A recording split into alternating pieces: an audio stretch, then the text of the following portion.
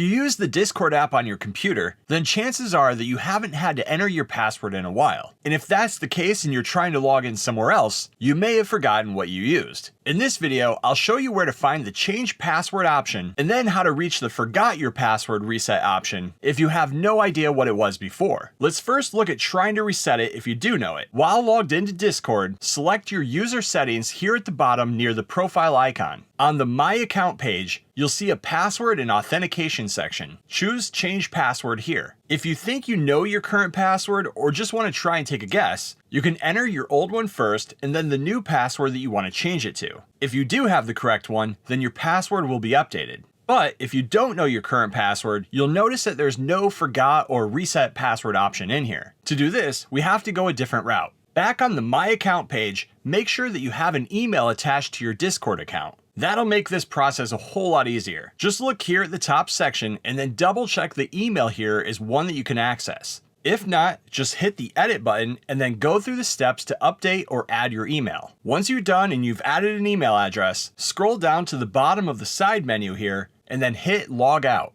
When you're asked to confirm, hit log out again. You'll then be taken to a login screen. Here on the bottom of the pop-up box, you'll see forgot your password. Enter your email address and then choose forgot. It will then send you an email with a reset password link. Head to your email and then choose that link. It'll then reopen Discord or in the web browser where you can now enter a new password without needing your current one. And that's how you update or reset and change your Discord password on desktop.